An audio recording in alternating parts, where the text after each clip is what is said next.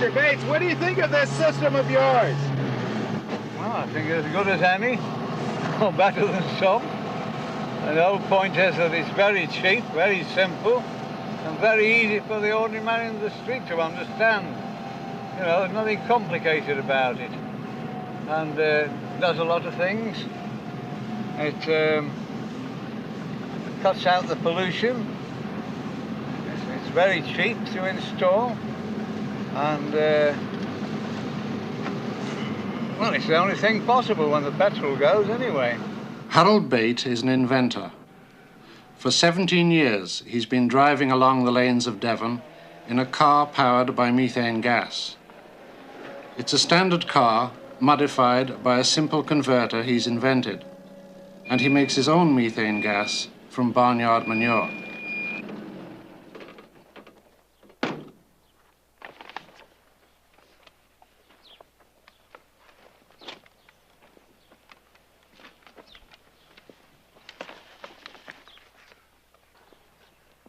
Now, this is the material that methane gas is made from. In nature, it's rotted down. It takes some thousands of years to form. Natural gas or methane gas, it's all the same thing. But to do a quick thing on it and to form it instead of thousands of years, to form it in a week's time, I use manure. And the best type of manure I find for setting the thing up quickly and producing gas within a week is a mixture of pig manure, poultry manure, straw and water. Once the thing is set up, any other kind of manure can be added to it. And the digester is filled.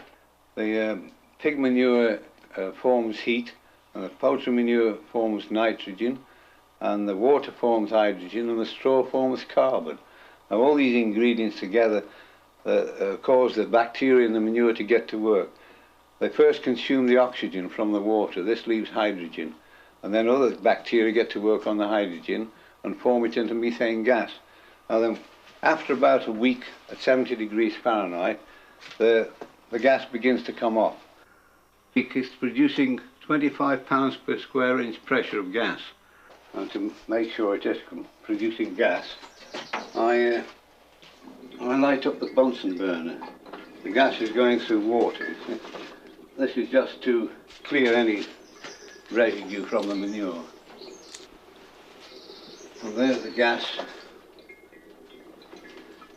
being produced.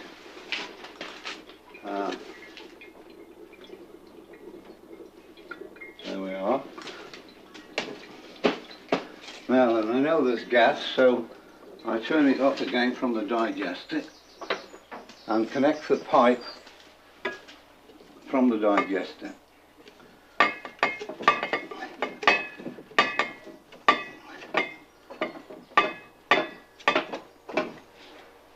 Onto the compressor.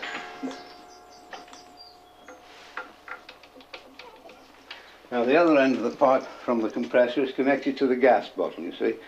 So what we do now is to start up the compressor, which draws the gas from the digester and pumps it into the gas bottle. Then we take the gas bottle and put it in the boot of the car, connect it up to my gas converter, which enables the carburetor to use either gas or petrol by switching from one fuel to the other. And when you're running on methane gas, you have a high octane gas, about 127. You can't make an engine knock on it. You can start up in top gear. There's no carbon monoxide, there's no poison fumes, and what's more, a car that's been running on petrol and then switched to methane, the methane will decarbonize the car and blow the carbon out of the exhaust. And the only exhaust from the methane is a slight water vapor which vaporizes out in the exhaust system. So you've got a clean gas, and a powerful gas, because gasoline produces 27% complete combustion, where methane gas produces 98% complete combustion. Therefore, you've more power. And then away we go. And the actual cost of the gas is nothing, providing you get the manure for nothing. And of course, as long as there are human beings and animals, there'll be manure. And as long as there's manure, there'll be methane gas. So therefore, we shall always have power when all the carboniferous fuels are finished.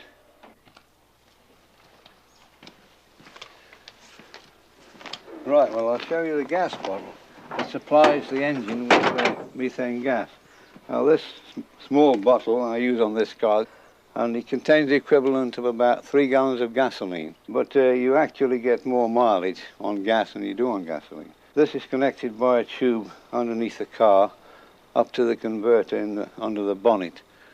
And that supplies the gas into the carburetor so that you can switch from gas or petrol or diesel oil, whatever you're using, as you're going along without getting out of the car.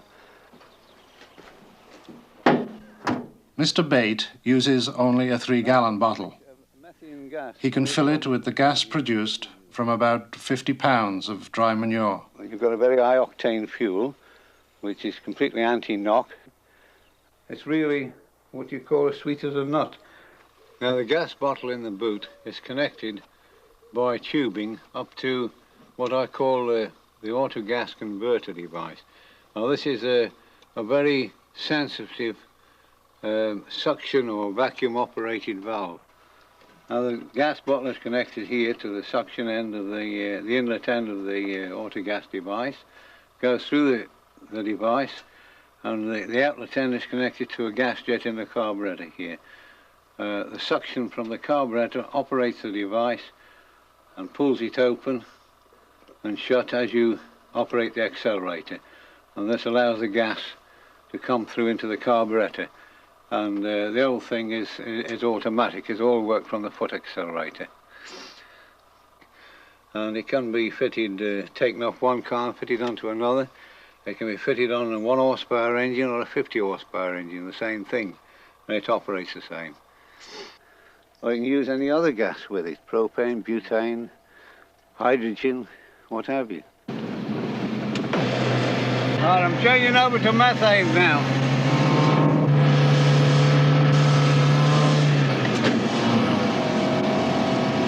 Oh, listen.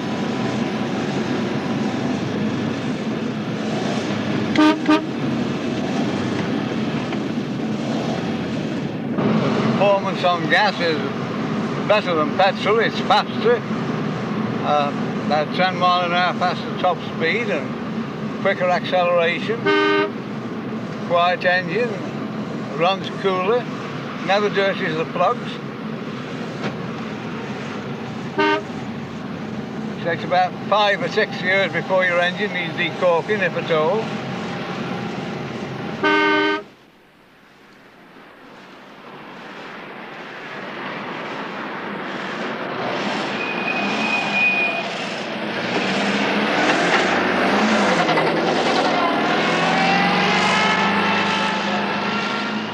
Nowadays, it's got to be reliable, it's got to be efficient, but at the same time, it's got to be cheap. Saying the average price of one in America is $400 and mine's $34 is a hell of a difference. In the last few years, the public debate about pollution, clean cars, the energy crisis, has brought a flood of enquiries to this quiet spot in southern England. In a modest way, Harold Bate has become famous.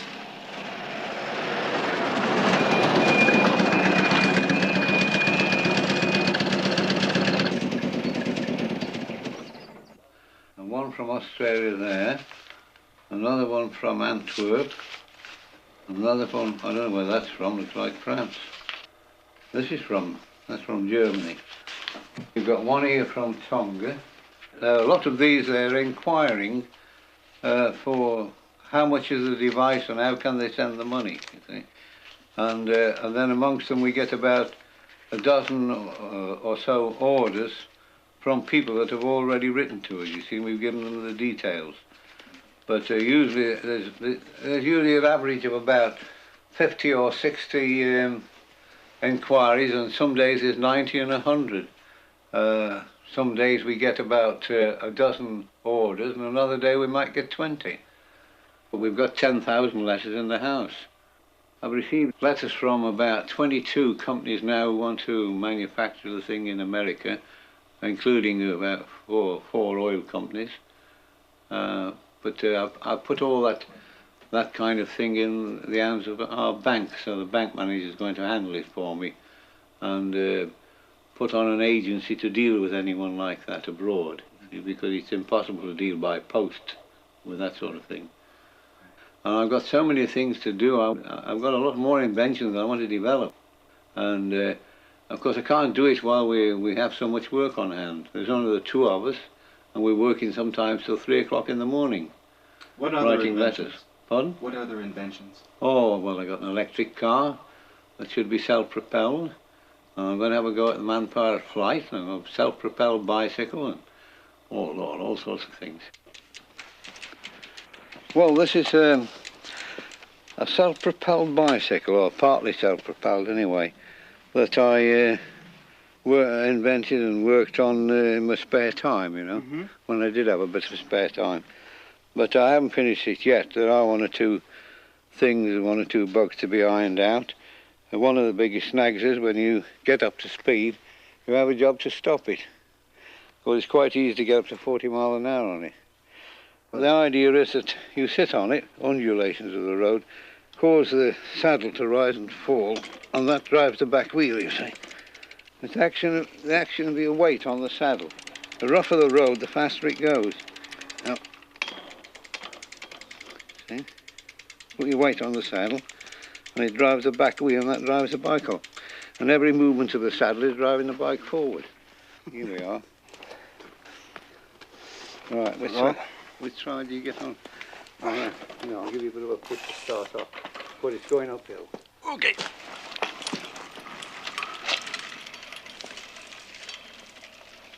I say it's going up pretty fast, saying it's uphill here, and it's rather high geared for road work at the moment. It was built really to test out on the track, you see. But suitably geared, it makes it very simple to pedal, and it's pretty well effortless once you get on the main road. Here he comes, he's almost airborne. He's almost airborne.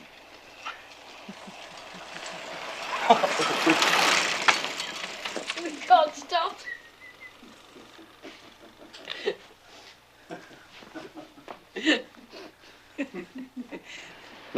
All the apparatus fitted on the back that causes it to be self-propelled is made so that it can be bolted onto any existing bicycle, because there are already millions of them, and therefore you won't have to build anything special. Just sell the equipment to bolt on, and then you've got a bike that will be as good as an autocycle, but there'll be no tax on it, there'll be no garage needed, there'll be no insurance needed, well, there'll be no nothing, no petrol, no anything. A Bate special. Yeah, and of course it's an improvement on the ordinary bicycle. As I say, the bicycle hasn't been improved for 70 years, except the looks of it and all that. So this is one way out of it of getting an easy ride, you know. Well, good night, Mr. Bates. Thank you very much for a grand day. And thank Where's you. Your wife? She's here. Okay. Right. Well, cheerio. All right. Night. Good night.